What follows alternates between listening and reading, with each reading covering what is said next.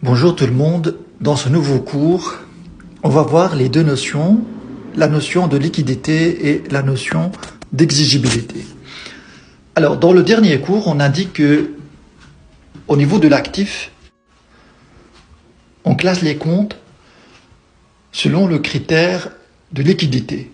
Alors qu'est-ce que ça veut dire le critère de liquidité? Qu'est-ce que ça veut dire la liquidité? C'est une notion d'abord économique.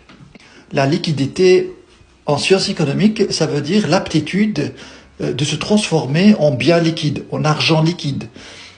Et chaque bien a une capacité ou bien une aptitude différente d'un autre. Donc il y a des biens qui se transforment rapidement en argent liquide, ça veut dire peuvent se vendre rapidement. Par exemple, vendre une maison, ce n'est pas la même chose que vendre une voiture. La maison, ça va prendre beaucoup de temps. Il y a beaucoup de démarches à faire, etc. Donc, la situation, bien l'état de la maison est moins liquide que l'état de la voiture. En économie, tous les biens sont liquides. Ça veut dire peuvent se vendre sur le marché et se transformer en argent.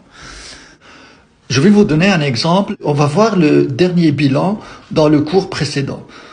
Donc, vous avez mobilier, marchandises, banque, caisse. Le mobilier dans l'entreprise est utilisé pour le long terme. Donc on achète un ordinateur non pas pour le vendre, mais pour l'utiliser peut-être pendant 3, 4 ans, 5 ans. Alors que les marchandises sont destinées à la vente. Donc le moins liquide des quatre, c'est le mobilier. Et puis il y a les marchandises. La banque, c'est plus liquide que les marchandises parce que c'est l'argent dont on dispose déjà dans un compte bancaire. Et la caisse est plus liquide que la banque parce que la caisse, c'est l'argent à disposition. Vous voyez, ce classement, on peut l'appliquer à tous les comptes de l'actif. On va prendre un petit exemple. La caisse, les créances, matières premières, marchandises.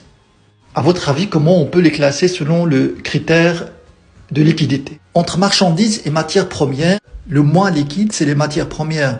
Pourquoi? Parce que les matières premières doivent d'abord se transformer en marchandises, en produits finis, avant d'être vendus. Donc vous voyez, le moins liquide, c'est les matières premières. Et le plus liquide, c'est les marchandises. Donc dans le classement, on a d'abord les matières premières, et puis vous avez les marchandises. Et puis, les créances, c'est plus liquide que les marchandises. Pourquoi? Parce que les créances, c'est les factures non payées des clients. On a déjà réalisé les ventes. On attend juste que les clients payent. C'est ça les créances, en fait. C'est les factures non payées. Donc, c'est moins liquide que les marchandises. Les marchandises ne sont pas encore vendues. Donc, le classement, ça va être matières premières, marchandises, créances, la caisse. Voilà, je pense que je vais m'arrêter là pour aujourd'hui. Si vous avez bien aimé le cours, merci de